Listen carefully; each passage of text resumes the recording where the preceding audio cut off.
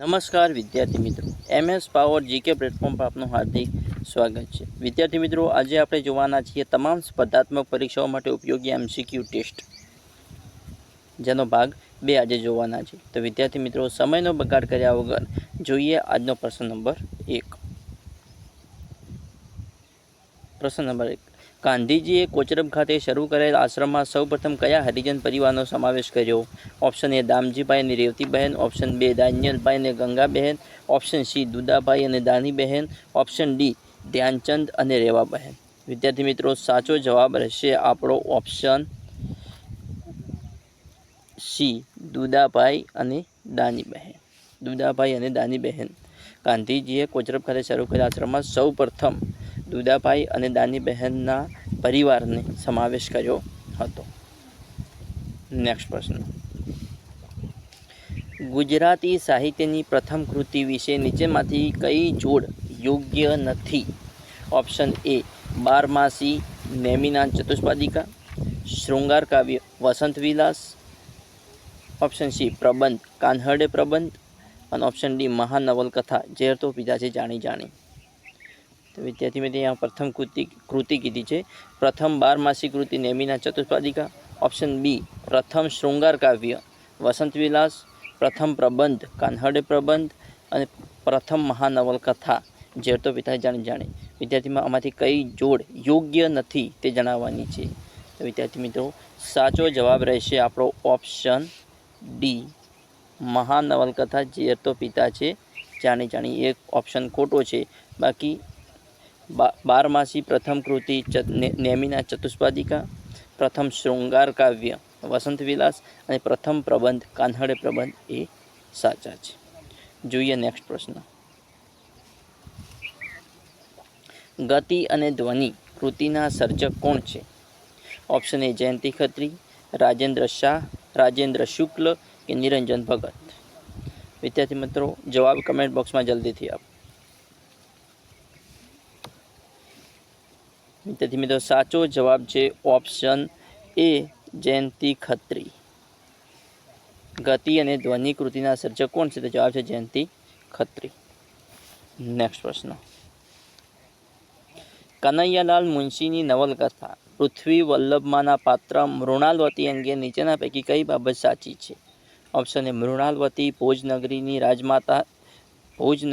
રાજમાતા હતી. Option B મૃણાલવતી તૈલપની બહેન હતી. ઓપ્શન સી મૃણાલવતી મુંજની રાણી હતી. ઓપ્શન ડી મૃણાલવતી તૈલપના મહાસામંતની પત્ની હતી. તો વિદ્યાર્થી મિત્રો, સાચો જવાબ કમેન્ટ બોક્સમાં આપો.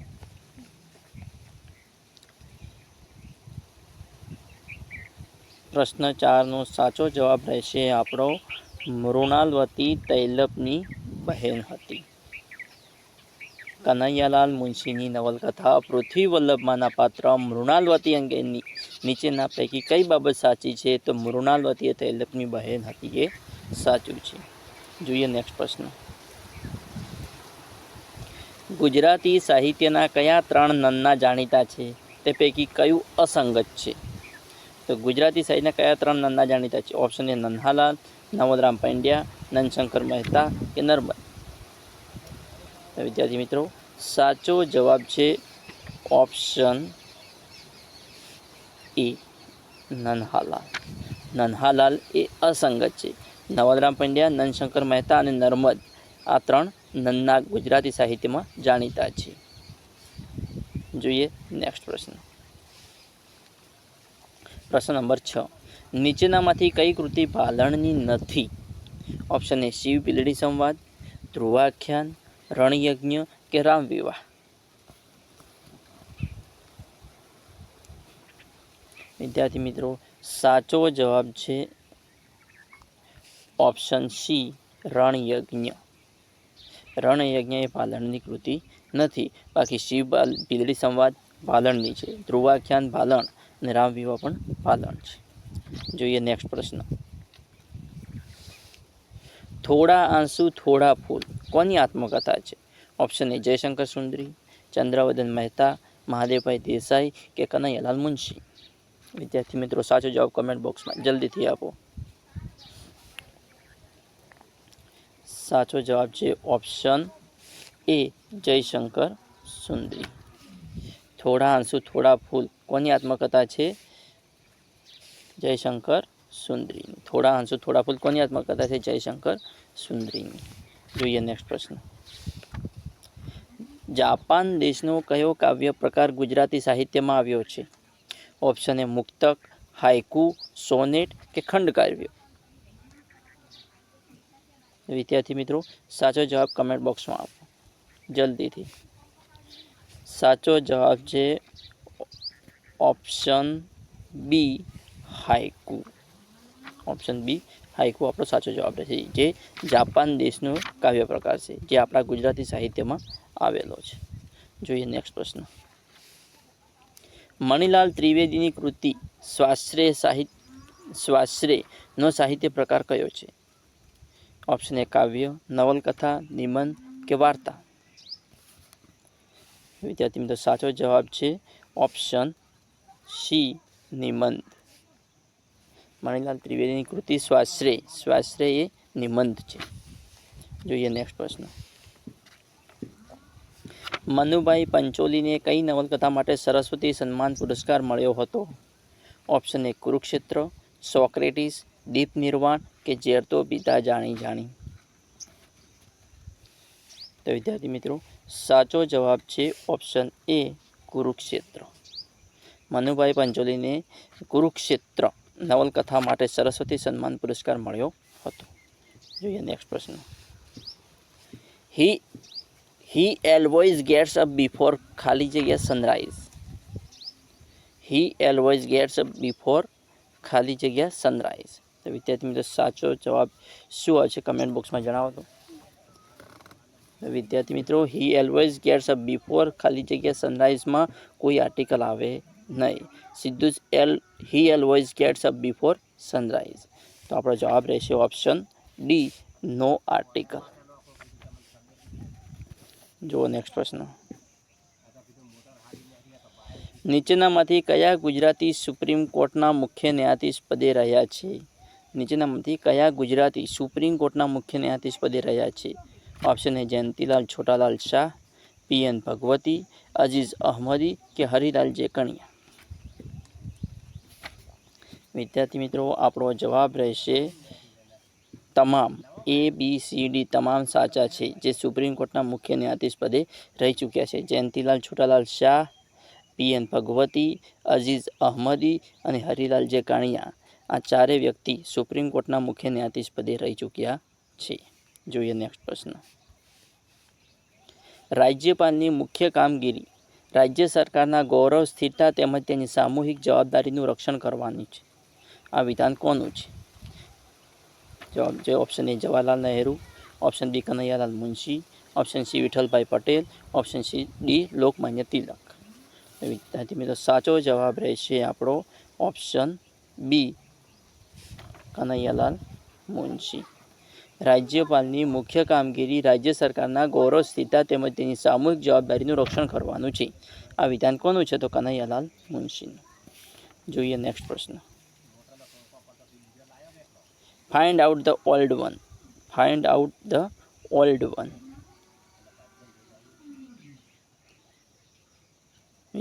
Option A gold, option B silver, option B iron, option D water. કયો શબ્દ અલગ પડે છે? એક અલગ પડે છે. કયું? તો જવાબ છે વોટર. વોટર એક અલગ પડે છે, બાકી ગોલ્ડ, સિલ્વર ને આયરન એ સેમ છે. જોઈએ નેક્સ્ટ પ્રશ્ન.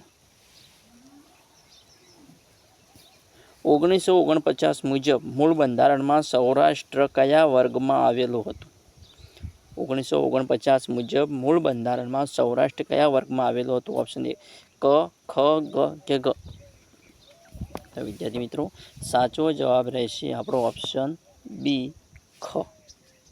ખ વર્ગમાં આવેલું હતું. સૌરાષ્ટ્ર ખ વર્ગમાં આવેલું હતું. જોઈએ નેક્સ્ટ પ્રશ્ન. બંધારણનો કયો અનુચ્છેદ ભારતમાં ગમે ત્યાં નિવાસ કરવાની સ્વતંત્રતા આપે છે? ઓપ્શન એ 19(1)E, 19(1)D, 19(1)F કે 19(1)G. તો વિદ્યાર્થી મિત્રો સાચો જવાબ રહેશે આપણો ઓપ્શન એ 19(1)E. 19(1)E એ ભારતમાં ગમે ત્યાં નિવાસ કરવાની સ્વતંત્રતા આપે છે. જોઈએ નેક્સ્ટ પ્રશ્ન. દાંતીવાડા બંધ કઈ નદી પર બાંધવામાં આવેલ છે? Option A Narmada, option B Banas, option C Mahi, option D Hathmati. વિદ્યાર્થી મિત્રો સાચો જવાબ રહેશે આપણો ઓપ્શન બી બનાસ. દાંતીવાડા બંધ એ બનાસ નદી પર બાંધવામાં આવેલો બંધ છે. જોઈએ નેક્સ્ટ પ્રશ્ન.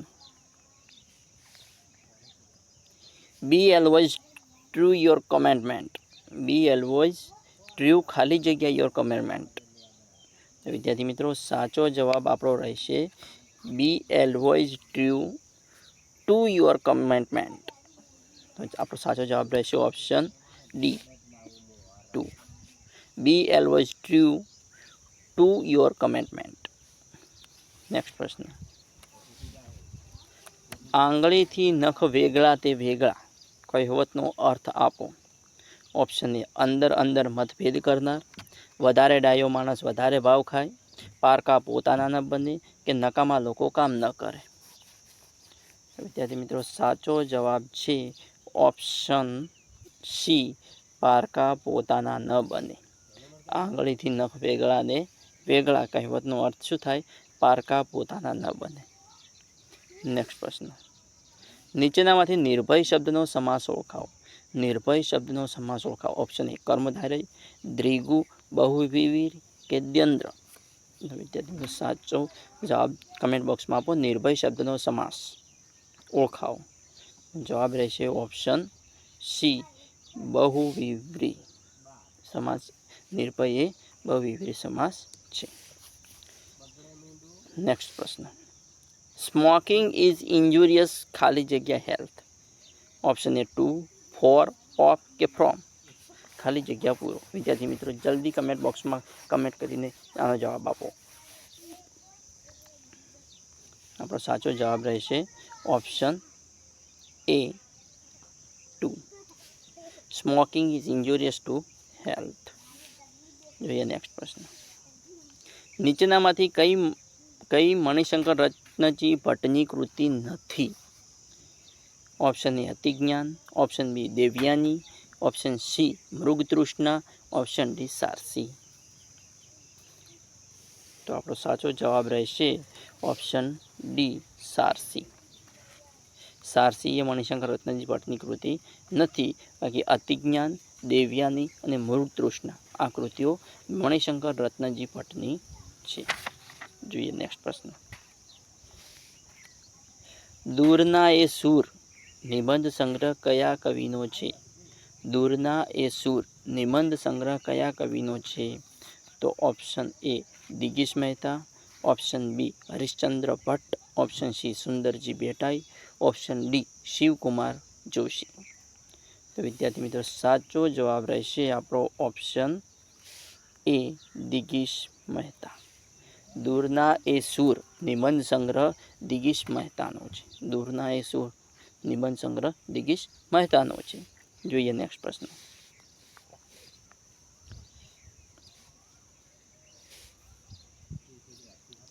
ખાલી જગ્યા હી ઇઝ પુઅર, ખાલી જગ્યા he is honest.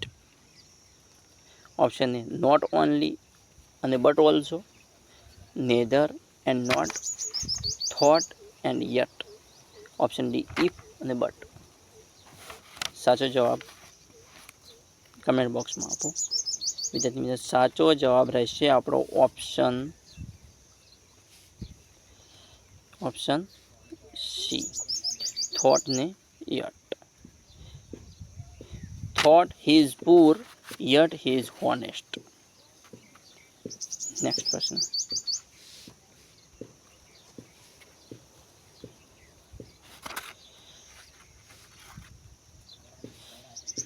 Go back ખાલી જગ્યા યુ કમ. ગો બેક ખાલી જગ્યા you come. Option A where, option B whence, option C why, option D thence. વિદ્યાર્થી મિત્રો આપણો સાચો જવાબ રહેશે option B whence. Go back whence you come. વિદ્યાર્થી મિત્રો આવા અવનવા મોસ્ટ આઈએમપી પ્રશ્નો જો મારી ચેનલને સબસ્ક્રાઈબ કરવાનું અને તમારા મિત્રો સાથે લિંક શેર કરવાનું ના ભૂલતા. Thanks for watching my video.